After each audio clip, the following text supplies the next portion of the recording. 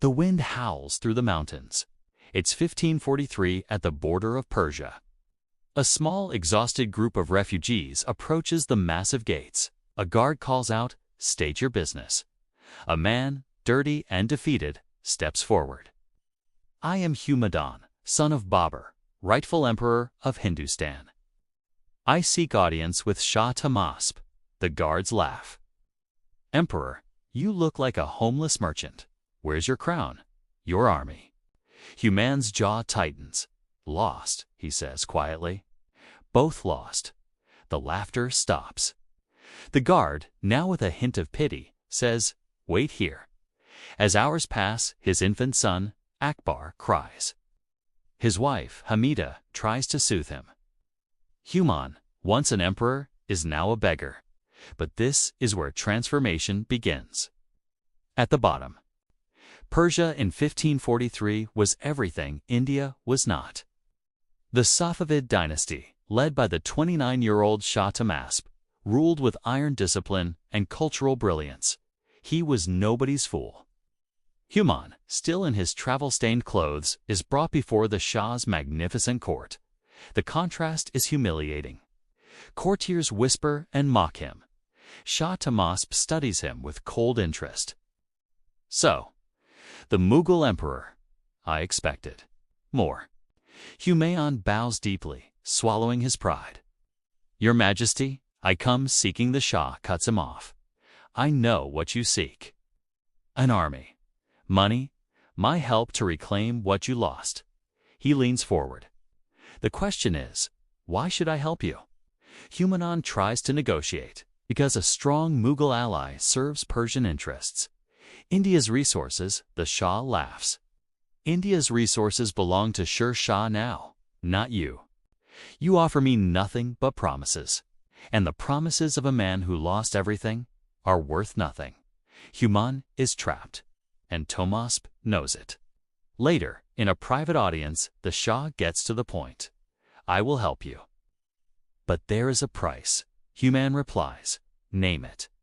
After a long, calculating pause, the Shah says, "Convert publicly to Shia Islam."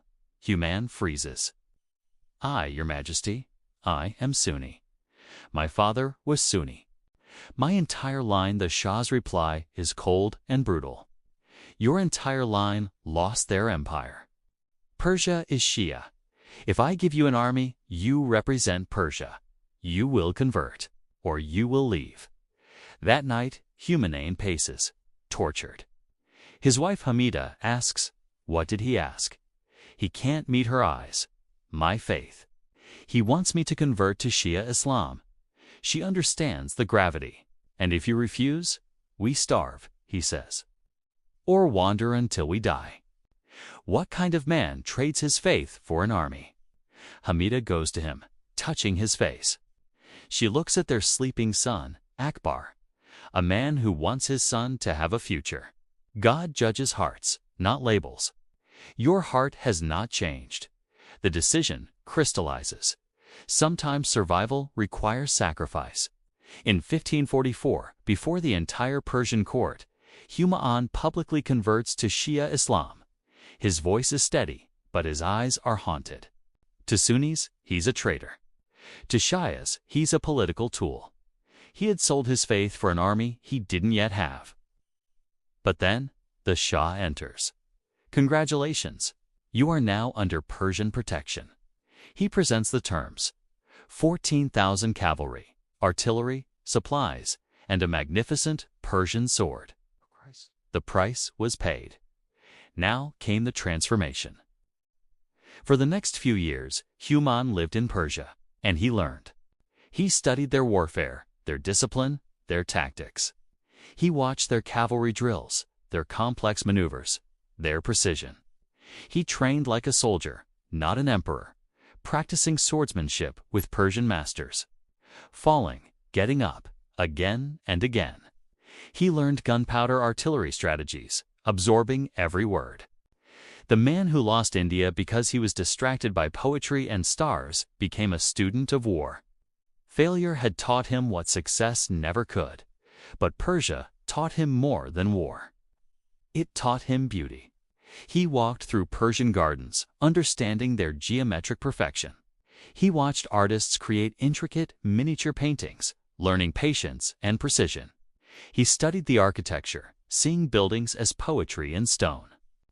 He practiced calligraphy, his hands shaking from years of opium abuse.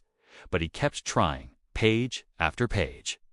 Every art required discipline, and every discipline built character.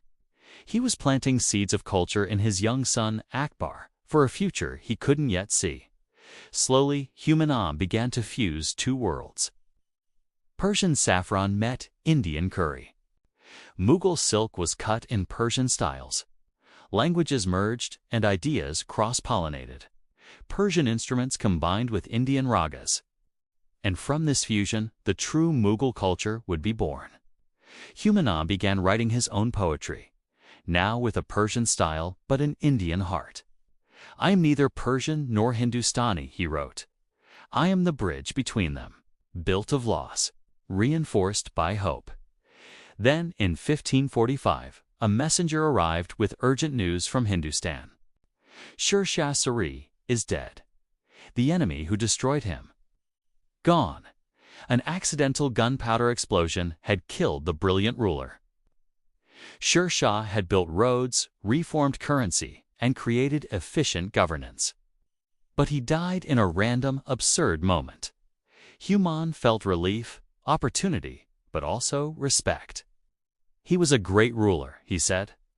"Better than I was. But now he's gone. And I'm still here." Soon, more reports came. Sher Shah's sons were fighting for succession. His empire began to crack.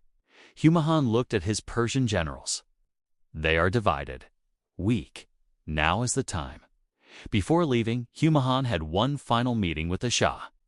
"I am giving you an army. But if you win, Kandahar becomes Persian territory. That is my price." It was a painful concession, but he had no choice. "Agreed," Humayun said. The alliance was sealed. In 1545, after 15 years of exile, Humayun began his return to India. He rode at the head of a new army, a different man, harder, smarter, determined. As they marched, one of his old companions noted, "My lord, you seem different." Staring into the campfire, Humayun agreed, "I am different." The man who fled India was weak, addicted, indecisive. That man died in the desert.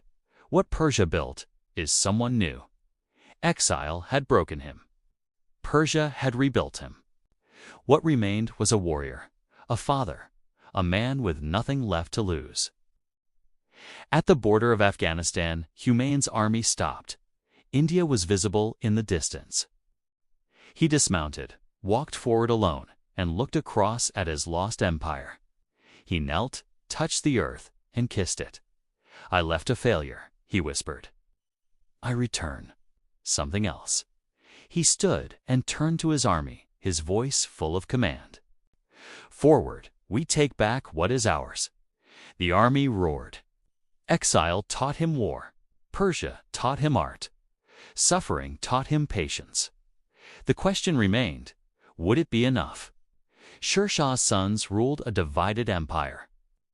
Humayun returned with a unified army, and nothing to lose. Thanks for watching. Join us next time as we explore the power behind the throne, the royal women of the Mughal court. Don't forget to like and subscribe for more stories of empire and survival.